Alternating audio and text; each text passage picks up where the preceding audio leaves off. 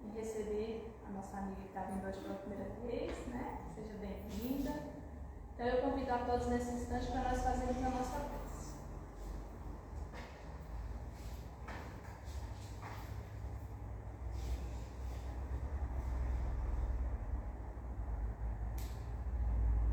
Nesse instante, Senhor,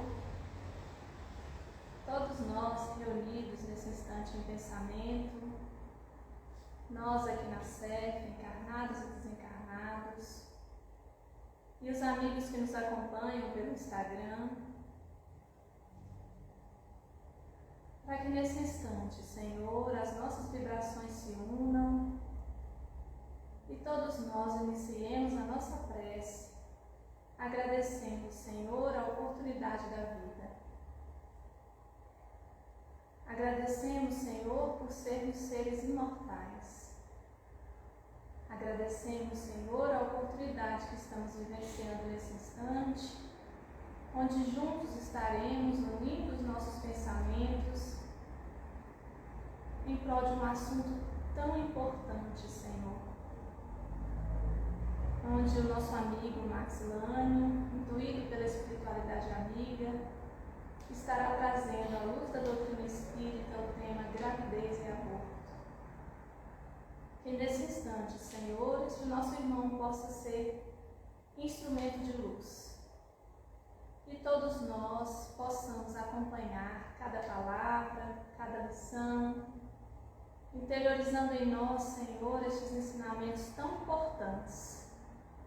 E por isso, desde já, agradecemos a vida, a oportunidade de estarmos aqui. Mestre amigo Jesus, nosso irmão,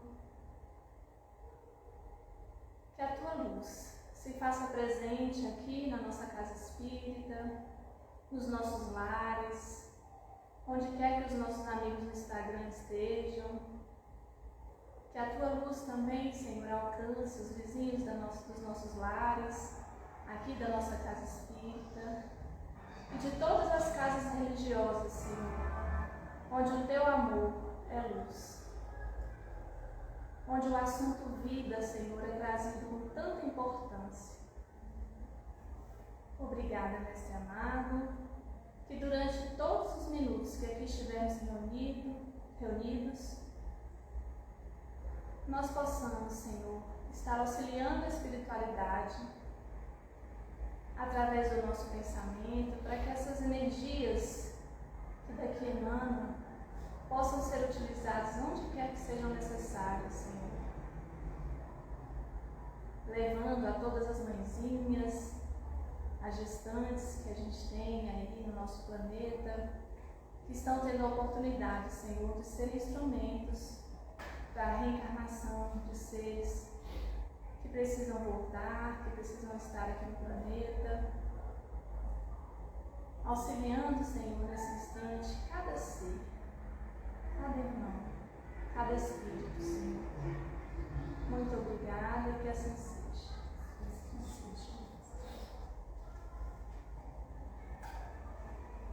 Bem, meus irmãos, o tema de hoje, né, como nós já temos aqui na projeção, gravidez e aborto à luz da doutrina espírita. Um assunto muito importante. Né? E desde já, através da nossa prece, né, como vocês viram, eu já pedi que a espiritualidade maior esteja aí nos abençoando o nosso irmão Max Lânio para a luz da palavra. E antes que ele suba aqui para conversar com a gente, eu trouxe um texto do livro Fonte Viva, tá?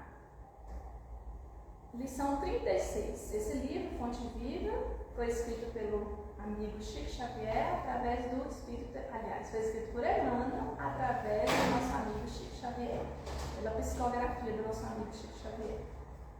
Afirmação esclarecedora, lição 36. E não quereis vir a mim para terdes vida. Jesus, João 5,40. Quantos procuram a sublimação da individualidade precisam entender o valor supremo da vontade no aprimoramento próprio. Os templos e as escolas do cristianismo permanecem repletos de aprendizes que vislumbram os poderes divinos de Jesus e lhe reconhecem a magnanimidade fidelidade, caminhando, porém, ao sabor de vacilações cruéis. Creem e descreem, ajudam e desajudam, organizam e perturbam, iluminam-se na fé e ensombram-se na desconfiança. É que esperam a proteção do Senhor para desfrutarem o contentamento imediato no corpo, mas não querem ir até Ele para se apossarem da vida eterna. Pedem o milagre das mãos do Cristo, mas não lhe aceitam as diretrizes. Solicitam-lhe a presença consoladora, entretanto, não lhe acompanham os passos. Pretendem ouvi-lo à beira do lago sereno, em preleções de esperança e conforto. Todavia, negam-se a partilhar com ele o serviço da estrada, através do sacrifício pela vitória do bem. Cortejam-no em Jerusalém, adornado de flores, mas fogem aos testemunhos de entendimento e bondade, à frente da multidão desvairada e enferma. Suplicam-lhe as bênçãos da ressurreição. No entanto, odeiam a cruz de espinhos que regenera e santifica. Podem ir na vanguarda edificante, mas não querem. Clamam por luz divina, entretanto, receiam abandonar as sombras. Suspiram pela melhoria das condições em que se agitam, todavia, detestam a própria renovação.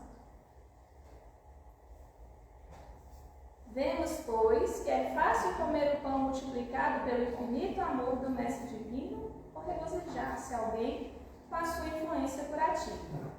Mas, para alcançar a vida abundante de que ele se fez um embaixador sublime, não basta a faculdade de poder e o ato de crer, mas também a vontade perseverante de quem aprendeu a trabalhar e servir, a aperfeiçoar e querer. Então, eu vou passar agora a palavra ao nosso amigo Maxilane. Seja bem-vindo, meu pai. Boa noite a todas. Boa noite a todos. Que a paz do nosso doce Rabi, da humilde Galileia, permaneça em nossos corações, agora e sempre. Não separe o homem o que Deus o juntou, o Jesus que é filho. Se tem uma junção que foi feita por Deus, é a gravidez. Portanto, atendendo a orientação de Jesus, qualquer um pode perceber que não deve se separar, a não ser por razões específicas, no processo de gravidez. E nós vamos tratar desse assunto hoje, tratando em dois temas. Vamos primeiro ver o que é gravidez, segundo a doutrina espírita, e vamos ver o que é aborto, segundo a compreensão espiritual. Primeiro, então, nós vamos lembrar que o processo fisiológico de formação de um ser, ele é precedido por um processo espiritual de aproximação desse ser, que nada mais é do que um espírito com experiências anteriores, com predisposições anteriores, e que vai formar um novo corpo, segundo as suas necessidades, com o auxílio da mãe e do pai. Primeiro, para que esse processo aconteça, lá no plano espiritual, esses espíritos da mãe e do pai precisam ser combinados com o espírito do que é aquele que virá a ser o filho anteriormente. Não há nenhuma reencarnação que não tenha isso. Quando os membros não têm condição de decidir por si, porque estão impedidos por uma razão ou por outra, tem benfeitores que decidem por eles temporariamente. Então, há ligações imediatas, que nós chamamos de ligações fluídicas, como se fossem fios magnéticos que começam a prender o filho à mãe. E esse processo se dá pouco a pouco e vai fortalecendo à medida que esse movimento for sancionado pelos benfeitores, quando então o planejamento reencarnatório for aprovado. Como é que funciona isso? Nós temos no plano espiritual, acima dessa linha vermelha, que nós chamamos de dimensão espiritual, ou dimensão em que nós espíritos, quando temos que encarnar, estamos na erraticidade, ou seja, nós temos que voltar para o plano da Terra. E o plano da Terra é uma outra dimensão, bem mais densa, abaixo dessa linha, que é a dimensão física.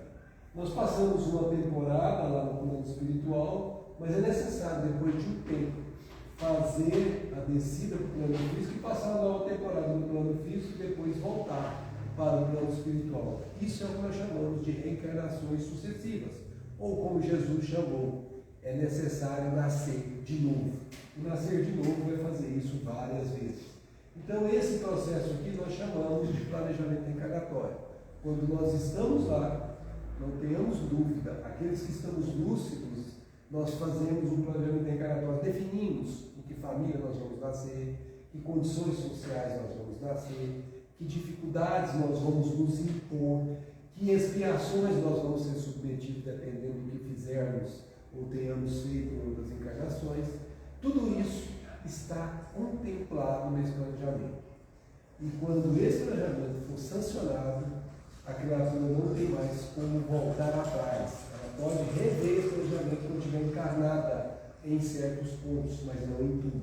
Por exemplo, se ele definiu que vai nascer pelos pais A e B, em uma sociedade X, esse processo vai acontecer e ele não terá como mudar. Mas permanecer na sociedade X ou permanecer junto com este pai A e B vai depender do livre-arbítrio que ele vai exercer ao longo da reencarnação. Então ele tem livre-arbítrio quando ele escolhe como ele quer que seja a sua estadia aqui na Terra, e ele escolhe também quando está aqui. Tem muitos que se arrependem e acabam decidindo o contrário e apenas postergam o planejamento que tinham estabelecido para si e, por não terem força moral, abandonam e pagam o preço, porque vai ter que fazer isso de novo e geralmente é mais difícil quando se faz pela segunda vez. Depois, nós temos uma transição. Você tem que sair de uma densidade específica muito leve para uma densidade específica muito pesada, de uma vibração muito sutil para uma vibração muito densa. Então você tem que passar pelo processo de moldagem do corpo, que vai diminuindo as resistências do espírito no que diz respeito às vibrações. Ou seja, ele vai ficando cada vez menos capacitado de vibrar em condições mais amplas. E esse processo é como se fosse o corpo físico um abafador dessas vibrações. Imagine um abajur. Você coloca um abajur, a lâmpada que está ali, ela não consegue espalhar a luz por todos os cantos daquele recinto onde ela está, porque o abajur impede que a potência da lâmpada se expanda. Assim também é o corpo físico. Quando o espírito está no corpo, a potência do espírito diminui, porque você passa a ter apenas 5 sentidos. E lá no plano espiritual você tem mais sentidos. E esse processo não é, como as pessoas pensam, apenas fisiológico. Há uma ligação fortíssima entre o espírito e a mãe que o recebe em seu ventre. Mas essa é a descida que o espírito faz, em média, ao longo de 9 meses. Há processos prematuros, mas em média é 9 meses de gravidez, é que o tempo que precisa para formar o corpo. Formado o corpo, nesse período de 9 meses, nós vamos então ter um espírito que começa a sua reencarnação, mas ela não está pronta. Aqui então nós chamamos de início de materialização do espírito. A matéria é o corpo. Ele vai ter um novo corpo com o qual ele vai ser visto pelo mundo dos encarnados. E esse é um processo que acontece com todos que reencarnam. Mas existe uma fase seguinte, quando a criança nasce, que precisa amadurecer o corpo. E esse período é o que nós chamamos de infância até os 7 anos, que é o término do processo da reencarnação. Então a gente conhece, né, aquele processo que na minha terra a pessoa chama de moleiro, não sei como é que vocês chamam aqui, para fechar a moleira leva um tempo. Os neurologistas estudam, sabem que as formações neurológicas levam alguns anos para se concluírem, e não terminam só aos 7 anos, mas se consolidam aos 7 anos. Então vários processos de formação do corpo físico só terminam aos 7 anos. Então a gente declara na doutrina espírita encarnado aquele que atingiu os 7 anos de idade. Antes disso ele ainda está em processo de reencarnação. É por isso que nessa fase a criança está mais lá do que cá. Por isso que ela costuma ter muitos amigos imaginários, que a gente pensa que é a invenção dela, e muitas vezes são espíritos com os quais ela trava contato. É muito comum nessa fase ela dormir mais do que ficar acordada, porque ela está mais ligada ao plano espiritual do que ao plano da carne. Ou seja, é um processo de adaptação que o espírito precisa para poder, de fato, assumir um novo corpo. E esse tempo que ele vai passar aqui é o tempo que ele planejou no movimento lá do plano espiritual. Então, planejei estar aqui 70 anos. Eu posso antecipar, por exemplo, viver adoidado, bebendo coisas que não convêm, usando substâncias perniciosas. Eu posso antecipar, isso chama suicídio, chamado suicídio indireto ou inconsciente, quando a pessoa se mata aos poucos pelo modo como ela vive. Ou ela pode ter uma tarefa tão enobrecedora que pode receber uma moratória, ou seja, um tempo adicional, como foi o caso do Chico Xavier, como foi o caso de o nosso querido Divaldo, que já era para ter ido embora há muito tempo e está aí conosco, porque está fazendo uma obra que é extremamente relevante para muita gente. Mas o tempo normal é esse. Nós temos raríssimos casos em que a reencarnação se interrompe por causas naturais, em que o planejamento reencarnatório não seja seguido. Em regra, nós passamos o tempo que nós planejamos passar. Portanto, depois que termina a materialização do espírito, propriamente dito, é quando então o espírito começa a viver as experiências da carne. Então, trate de cuidar dos seus filhos até os 7 anos de idade de forma lúdica. Não exija deles o que um adulto pode dar, porque eles não estão ainda adultos. 7 anos de idade, eles precisam ser tratados com muito carinho, com muita delicadeza, brandura e com muito talento no que diz respeito a compreender como eles vivem nessa fase. Depois dos 7 anos, aí ele vai amadurecendo pouco a pouco no seu psiquismo e quando chega na adolescência, ele já está maduro para enfrentar a vida sem dúvida. Mas nós vamos voltar nesse processo hoje. Nós estamos tratando aqui sobre a gravidez. Nós vamos dar uma olhada, porque é um envolvimento espiritual, psíquico, entre a mãe e o filho, muito mais do que as mães costumam pensar. Vamos ver como funciona. Primeiro, do filho sobre a mãe. Diz André Luiz no livro Entre a Terra e o Céu: a gestante é uma criatura hipnotizada a longo prazo.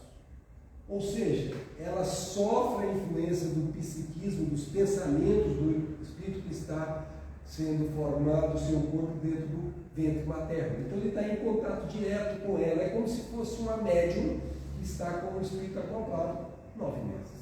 Ela vai viver durante 9 meses sob a influência desse espírito. Daí porque muitas mudanças de comportamento da mãe são percebidas. Ela tem um campo psíquico invadido, a palavra é essa mesmo, é invadido pelas impressões e vibrações do espírito. Então, se é um espírito doce, suave, a mãe se sente doce e suave. Se é um espírito agressivo, um espírito que está com resgate difícil, a mãe também sentirá isso.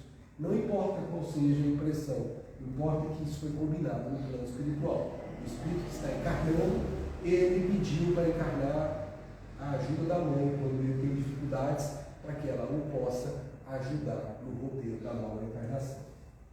Por isso, nessa fase, é muito comum a verificação de exagerada sensibilidade na mulher que engravida. Então, os maridos que têm conhecimento disso consideram isso, porque algumas mulheres mudam de uma maneira assim que parece, gente, o que aconteceu com a minha mulher? O sujeito fala até assim: o que está acontecendo? Não é a sua mulher sozinha. Tem um espírito que se chama filho, que está reencarnando, que está influenciando o psiquismo da sua mulher, e o comportamento dela será influenciado também. A transformação do sistema nervoso nessa circunstância é indiscutível. A mulher transforma-se. Quanto mais elevado é o filho, espiritualmente encerrado na terra, mais a gravidez é uma suavidade.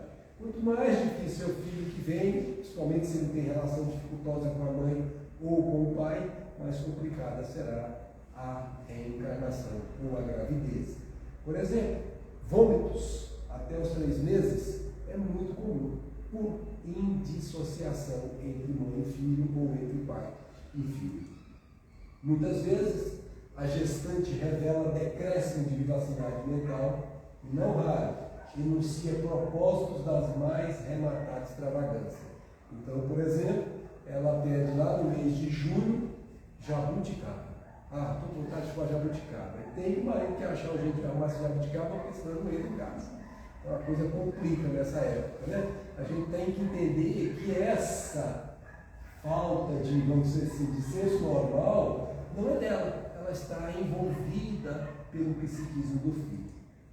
O organismo materno, absorvendo as emanações da entidade reencarnante, aqueles fluidos que a gente gera, todo mundo gera esses fluidos, funciona como um exaustor. Olha a palavra, suga e põe para fora. O exaustor de fluidos em desintegração.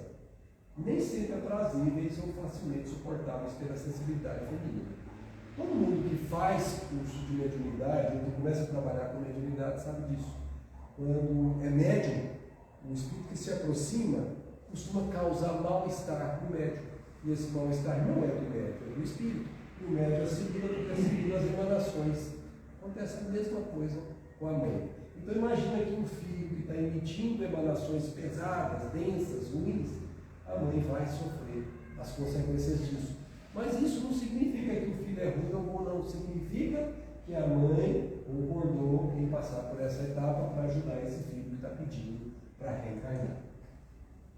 Há mulheres que adquirem antipatias súbitas. Por exemplo, o marido era o sujeito mais lindo da vida dela. Daí o cara não quer que ele entre nem no quarto mais. O que essa antipatia aconteceu? Muitas vezes o filho que está chegando é um espírito que tem problema com o marido. E essa antipatia não é dela, é do espírito. Isso exatamente acontece assim para que os dois aprendam a diminuir essa resistência antipática que existe lá antes da reencarnação.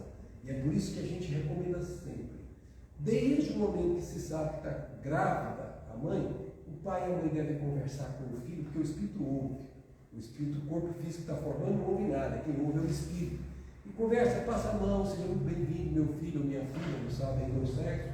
Você é muito bem-vindo nesta casa, nós te amamos. Conversa isso de coração, com sinceridade. Porque essas antipatias vão amanhando quando ele está sendo recebido com amor. Porque o amor transforma todas as condições em condições de suavidade. Por isso, sempre o amor vence quando nós queremos que o amor vença. Então, casos que isso aconteça, não se preocupe. Emane energias, fluidos de amor, que subtraem aqueles fluidos densos. E as sensações minimizam. Mas há influências da mãe também sobre o filho. Não é só do filho sobre a mãe. Certos estados íntimos da mulher alcançam o princípio fetal, marcando para a existência. Por exemplo, se ela põe na cabeça que quer abortar, ela costuma trazer um trauma para esse filho que está vindo, porque ele começa a ficar com medo de não nascer e ele começa a ficar traumatizado intimamente.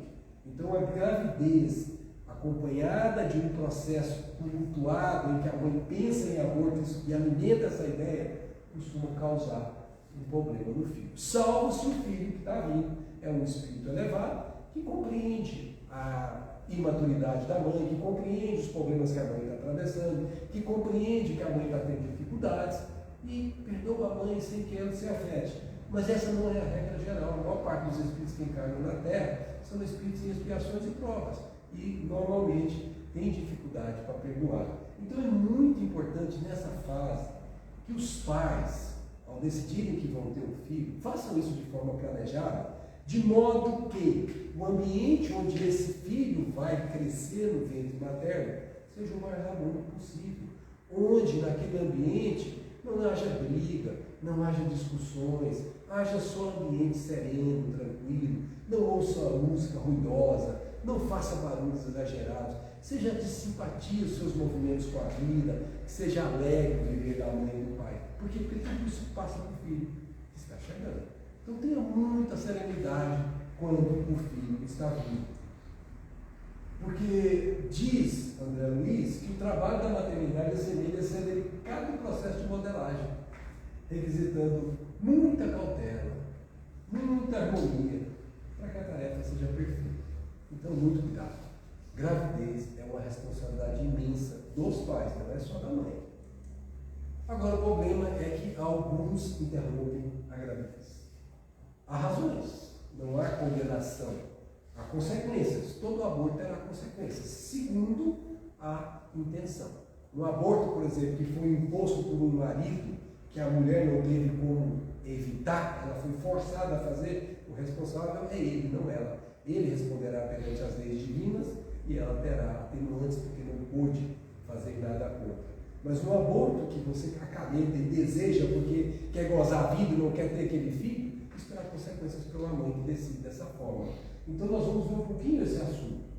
Porque o aborto que nós estamos falando aqui não é um espontâneo, que você não tem problema nenhum com ele, fique tranquilo. E é muito mais comum ter aborto espontâneo do que as mulheres pensam.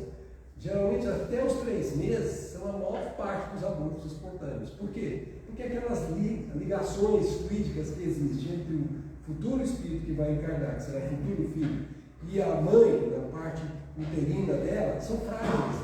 Então um espírito que, por exemplo, ele arrepende daquela encarnação, está com medo, ele mesmo desfaz esses laços e você não vê o nascimento acontecer. Às vezes, isso acontece no 3º dia, a mulher vê um sangramento, não sabe o que foi, muitas vezes foi um aborto espontâneo. E ela não se preocupa com isso, porque não teve absolutamente nenhuma participação da sua vontade, portanto não tem relação de causa e efeito. Pergunta 358 do Livro dos Espíritos. Constitui crime a provocação do aborto em qualquer período da gestação? E a resposta foi definitiva. Há crime sempre. Sempre. Então preste atenção nisso. Há crime sempre que nós transgredimos as leis de Deus. Então eu preciso conhecer as leis de Deus para saber se eu não estou transgredindo as leis de Deus. Porque tem mulheres que fazem aborto, elas dizem, eu sou dona do meu corpo. Mas ela não entende a lei espiritual que está por trás desse corpo que ela diz ser dela. Porque o dia que o pai fala assim, dá o corpo, minha filha, vem para cá, ela tem que largar o corpo não é dela, nem o corpo lhe pertence, o corpo não é nosso, nada é nosso a não ser as aquisições aqui e as aquisições aqui, que são os tesouros que Jesus diz que a praça não corrói, que o ladrão não mina nem rouba. Toda vez que nós transgredimos uma lei, seja ela qual for, haverá consequências. Existe uma lei, chama a lei de causa e efeito. A toda causa terá um efeito. E toda vez que eu decido, de consciência própria, a transgredir uma lei, a minha responsabilidade aumenta. Quando eu transgrido a lei por ignorância, eu tenho atenuante porque eu não sei o que eu estou fazendo. Quando eu sei o que eu estou fazendo, é mais responsabilidade sobre as minhas costas. Não é por acaso que Jesus disse, a quem muito é dado, muito será pedido. Ou seja, quanto mais você sabe, quanto mais você conhece, mais responsável pelos seus atos você se torna. E terá responsabilidade sobre isso. Uma mãe, mas não é uma mãe não, ou quem quer que seja, pode ser um ginecologista que inclusive ele terá consequências. Lá no livro que se chama Nosso Lar, tem um caso de uma ginecologista ou equivalente que provocou 51 abortos. Ela tinha 51 pontos negros e vivia uma vida completamente complicada lá no mundo espiritual e feminino. E essa mulher, ela induziu muitas outras mulheres que não queriam abortar a abortar. E ela acabou sendo a responsável pelo aborto, não a quem acabou abortando. Toda vez que uma mãe ou qualquer pessoa faça isso, cometerá crime sempre que tirar a vida de uma criança, antes do seu nascimento. Pois isso impede a alma de passar pelas provas. Que provas? Aquela do planejamento reencarnatório que a gente conversou agora. Ela teve naquela prova, ela disse que lugar que ela queria nascer, quais as provas que ela ia enfrentar, tudo isso estava planejado. Se você interrompeu todo o planejamento reencarnatório. Então, passar pelas provas que serviria de instrumento o corpo que está se formando. Sem aquele corpo, ela não tem como fazer a prova. É como se ela não tivesse como ir para a escola fazer a prova. O corpo funciona como uma escola na qual ela terá que fazer a prova. No livro Ação e Reação, o Causa e Efeito, pergunta o André, e o aborto provocado? É de se considerar ou de se presumir que seja o aborto provocado uma falta grave? Olha a resposta do benfeitor que respondeu a ele. Falta grave? Será melhor dizer doloroso crime. Arrancar uma criança ao materno seio é infanticídio. Não importa a fase. Se está no primeiro dia, se está no 9º mês. Qualquer que seja a etapa. Depois que houve a concepção, ligação entre o masculino e o feminino, você terá infanticídio. independentemente do nível evolutivo em termos da fase da gravidez. No Livro dos Espíritos tem uma pergunta que é interessante. Dado o caso que o nascimento da criança pusesse em perigo a vida da mãe dela, haverá crime em sacrificar-se a primeira, ou seja, a criança, para salvar a segunda, ou seja, a mãe? Então, a mãe está em risco de morte. A pergunta dele é: deixa nascer a criança e morre a mãe, ou a criança morre e só sobrevive a mãe? A resposta dele é muito fácil. Preferível, quer dizer que é uma escolha. Preferível é se sacrifique o ser que ainda não existe a sacrificar-se o que já existe. O que ele quer dizer com isso? Porque o corpo que está se formando ainda não está pronto. Mas o corpo da mãe já está pronto há alguns anos e ele tem os seus compromissos para terminar essa encarnação. Então, o Espírito, se for um caso desse em que houve complicações, não haverá crime na parte de ninguém. E o Espírito terá uma outra oportunidade e terá uma nova gravidez, seja no corpo dessa mãe ou de outra mãe. Mas ele terá, com certeza, essa gravidez. Bom, gente, feito esses dois contextos, nós vamos fazer algumas reflexões aqui. Porque a doutrina espírita, ela não diz o que você tem que fazer. Ela diz para você como funciona a lei divina. O que fazer, qual a sua decisão. Só que a sua decisão tem consequências. E as consequências, quem arca não é a doutrina espírita, é você. Então, conhecer a lei e tomar decisões conscientes é tudo que você precisa para ser feliz. É tudo que você precisa para não ter problemas. É tudo que você precisa para ter paz. Conhecer as leis, tomar decisões contrárias às leis divinas, é trazer para você o que se chama remorso, complexo de culpa, que você terá que expandir, terá que diminuir ao longo de sofrimentos, às vezes, muito dolorosos. Então, é muito importante conhecer, porque o conhecimento te liberta. Como disse Jesus, conhecereis a verdade e a verdade vos libertará. Toda vez que você conhece, você passa a ser dominador da sua vida. O seu destino é você que determina. Não tem esse negócio de destino feito pelo nada, pelo acaso. Não. O seu destino que você está colhendo hoje foi resultado das escolhas que você fez antes, seja nessa encarnação ou nas anteriores. O destino que você terá lá na frente, independentemente do destino que você está vendo aqui hoje, será uma das suas escolhas de agora. Imagina alguém que está andando num círculo. E esse círculo ele está fazendo como se fosse uma encarnação e uma desencarnação completa, até começar de novo, fazer esse círculo. Então imagina que atrás do círculo, quando ele encarna, ele vai deixando sementes. Sementes, sementes, sementes, sementes, sementes, e volta. Quando ele reencarna, ele terá que voltar pelo mesmo caminho que ele jogou as sementes. Agora imagine se você jogou sementes de espinhos. Você só fez o mal. Você só fez aquilo que não convém a sua doutrina. Qual o lugar que você vai ter para andar? Cheio de espinhos. Não se reclama de estar se machucando com os espinhos que você plantou. Mas imagina que você plantou pêssegos, frutas gostosas. No seu caminho vai ser só de doçura, de tranquilidade. Então é a mesma coisa. Se você fez o mal, no seu caminho você vai receber o mal. Se você fez o bem, no seu caminho você vai receber o bem. Às vezes a gente andou certinho na vida e fez uma loucura na vida, a gente vinha colhendo tudo tranquilo. Aí pega uma fase de problema, parece que a vida está complicadíssima. Aquele trecho de complicação foi o plantio lá atrás que você está vivendo agora. E não tem como evitar isso. É da lei que somente quem planta colhe. Ninguém colhe pelo outro que o outro plantou. Se eu plantei figos, eu não posso esperar colher espinhos. Mas se eu plantei espinhos, eu não posso esperar colher figos. E assim é com tudo na lei divina, inclusive a decisão de separar o que Deus ajudou. Olha só, se o direito à vida não fosse respeitado pelos nossos pais, pergunte você, onde você estaria agora? Será que você teria nascido? Então a primeira coisa que você tem que ter gratidão pelos seus pais ter permitido que você nascesse. Muito cuidado com esse sentimento. Quando você lembrar disso, ponha as mãos no céu e diga: Senhor, muito obrigado aos meus pais, porque eles me deixaram nascer. Porque muitos pais não deixaram muitos filhos nascer. Isso é muito importante. Talvez você não tenha noção das dificuldades que seus pais enfrentaram lá no mundo espiritual para poder aceitar você.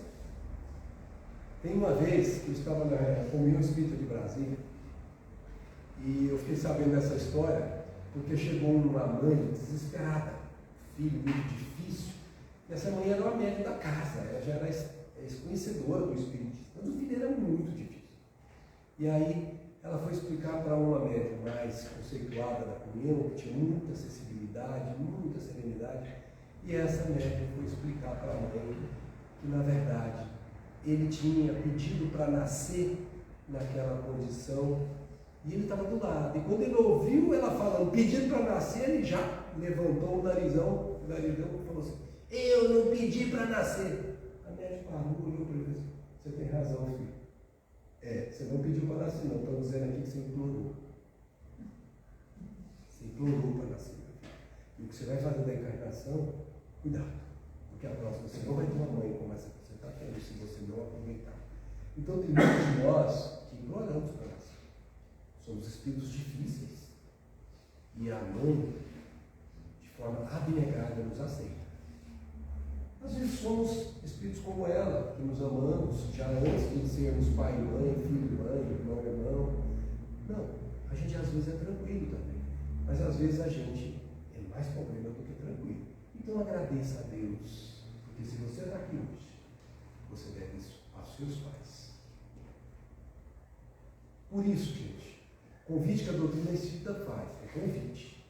Viva e deixe viver. Porque isso é uma lei lá do Velho Testamento, 3.600 anos de nós aqui.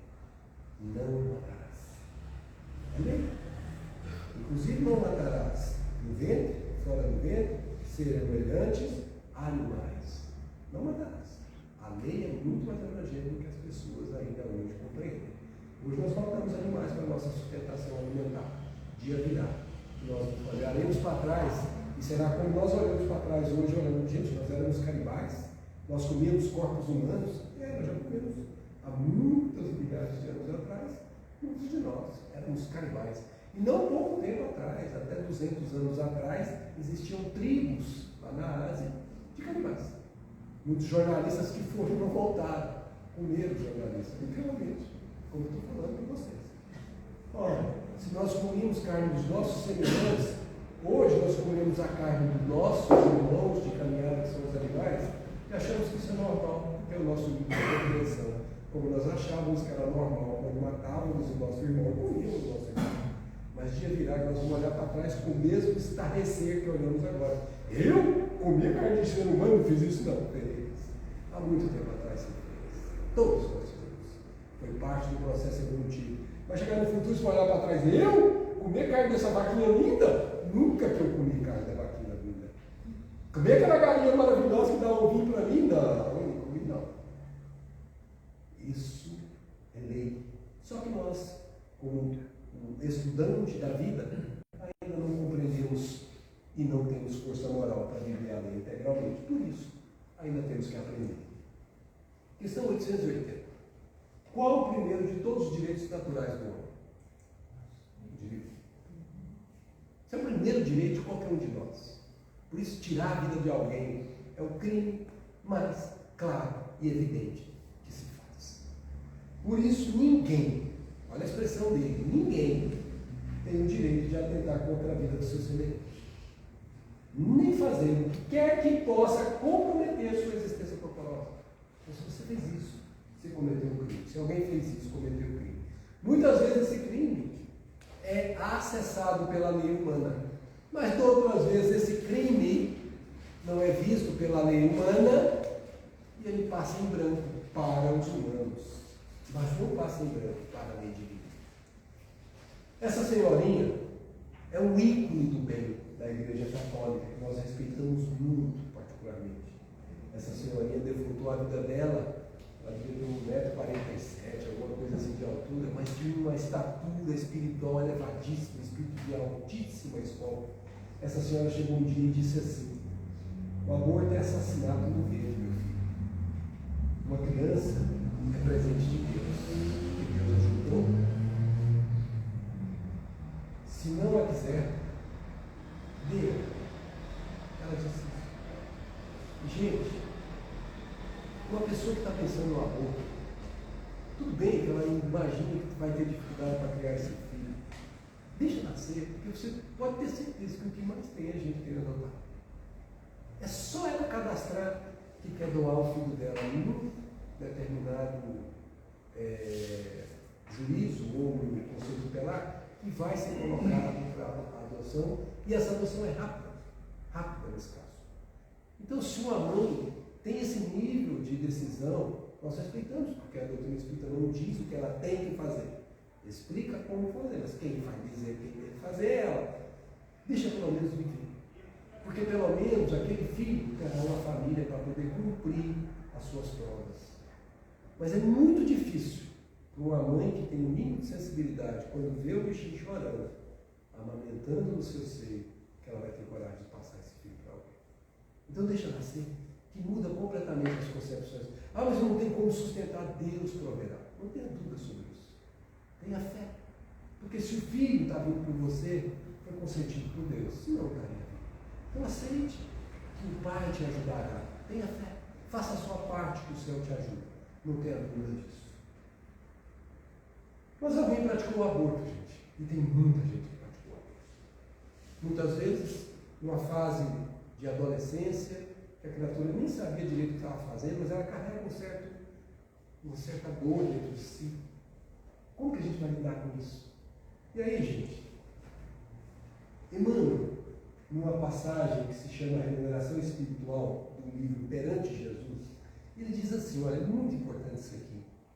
Além do trabalho, do salário amoedado que você ganha para trabalhar, o trabalho se faz invariavelmente seguido de remuneração espiritual respectiva. Toda vez que você faz o trabalho, seja que você receba dinheiro ou não, se você recebe dinheiro, se você faz com vontade, doando o seu melhor por esse trabalho, você recebe uma parte espiritual, além da parte monetária. Quando o trabalho, no entanto, se transforma em prazer de servir, eu não estou lá pelo dinheiro, eu estou lá pelo prazer de servir. Quando isso acontece, olha o que diz ele, gente, surge o ponto mais importante da remuneração espiritual, a sua paga espiritual.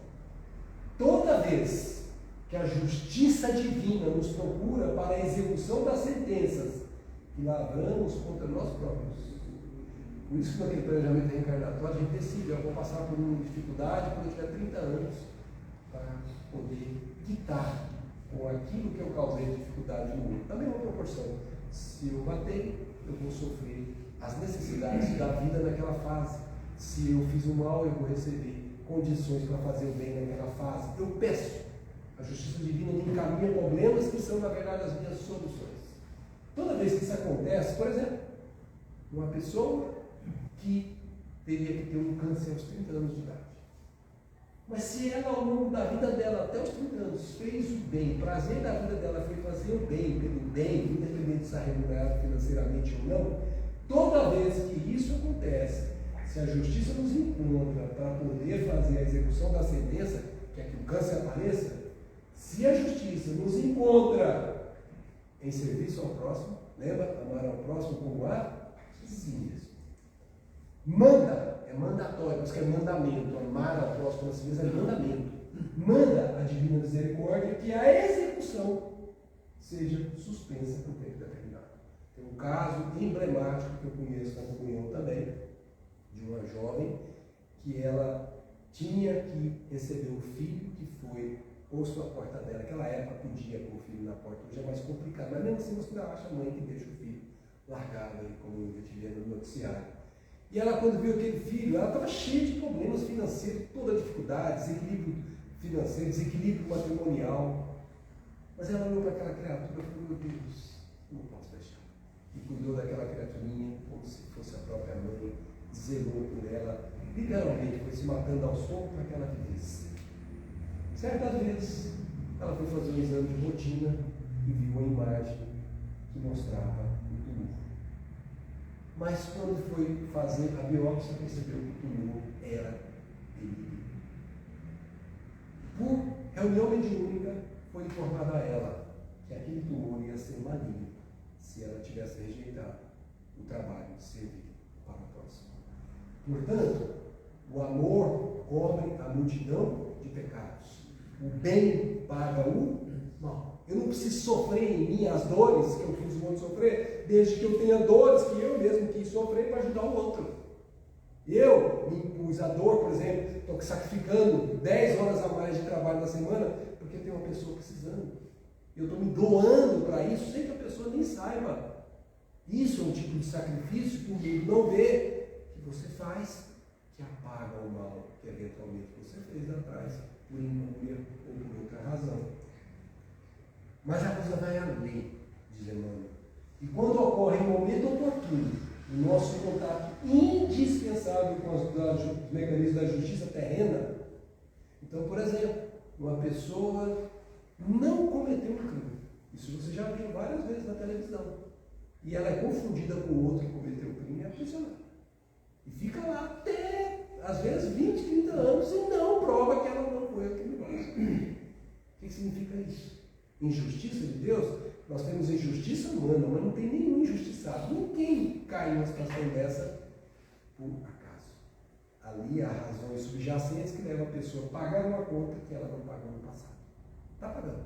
Mas se mesmo assim, durante esse tempo todo, antes dela ser alcançada por esse mecanismo da justiça terrena, se ela está fazendo o bem pelo próximo, a influência de todos aqueles a quem porventura tenhamos prestado algum benefício aparece no nosso auxílio. Então você não tem noção do quanto de espírito ficam simpáticos, passam a gostar de você quando você está cuidando de pessoas aqui na terra, que eles estão lá no céu, lá no plano espiritual, velando por eles. Mas eles não conseguem velar por eles porque eles não estão materializados. Então eles velam por eles através dos materializados, dos encarnados. E se você é a pessoa que está ajudando, você passa a ter amigos espirituais que você desconhece quando está em estado de vigília, mas que às vezes você encontra no estado de sonho. Toda vez que você está fazendo bem pelo bem, sem esperar nada de ninguém, aparece o nosso auxílio. E esse auxílio cria forças que amenizam as penalidades. Então, por exemplo, a pessoa fica ali um ano, mas acaba alguém trabalhando sem que ela saiba, e ela descobre e prova que ela não era criminosa e liberta. Mas se ela não tivesse feito bem, não ia aparecer essa pessoa, ou esse juiz, ou esse advogado que se interessaria por isso, e ela continuaria presa como ninguém nem lembra dela mais. Está ali como se a sentença estivesse correta. Mas se ela trabalhou no bem, toda essa colocação de gente ao seu redor favorece, conspira a seu favor e suprime de tudo. Quando já tivermos resgatado em amor aquilo que devíamos em provação ou sofrimentos para retificação e tranquilidade em nós mesmos, ou seja, acabar com consciência de culpa, com o remorso que ainda carregamos em nós de crimes que nós cometemos contra a justiça divina. E muitos deles são crimes de assassínio no ventre que nós cometemos no passado. Muitas vezes, pais que não podem ter filhos têm causas precedentes em que eles suprimiram a oportunidade de filho nascer anteriormente. Muitas vezes, não significa que sempre, mas muitas vezes isso acontece. Outras vezes são pais que pedem para poder amparar filhos dos outros porque eles se sentem em condição de ajudar. E termina ele dizendo: reflitamos nisso e concluamos que trabalhar e servir. Trabalhar para ganhar o seu tostão e viver a sua vida em paz. E servir sem esperar nenhuma remuneração financeira. Qualquer parte, em qualquer lugar onde você estiver, sermos sempre apoio constante, promoção da vida dele. Trate de amar, trate de fazer um bem. Ninguém jamais se arrepende do bem que fez. Põe isso na sua cabeça. Ninguém jamais se arrepende do bem que se faz. Mas qualquer um que faça o mal irá ter arrependimento quando não terá remorso que pior. Por isso, como dissemos no início, que Deus ajuntou, não separou. E o processo de gravidez é um ajuntamento divino. Se Deus não permitisse, você não teria engravidado esse teu filho. Se Deus não permitisse, esse teu filho não teria que procurar aquela mãe. E assim, então, nós temos que lembrar que tudo está no governo divino. E cabe a nós fazer a vontade do Pai, aqui na terra como no céu, e não a nós.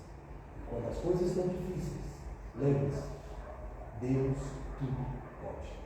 Nós não, mas Deus tudo pode. Então encareça o seu pedido a Ele, de coração. Eu não tenho dúvida disso. Foi Jesus que disse: perdi-se-vos-á, não será dado. Se o seu pedido é justo, jamais faltou ajuda. Eu conheço vários casos de várias pessoas que passaram por isso e que conseguiram a ajuda que elas imaginavam que jamais iriam. E quando tudo parecia perdido, ela teve fé para permanecer fiel até o fim. E tudo aconteceu como precisava acontecer. Muita paz a todas, muita paz a todos e muito obrigado pela atenção.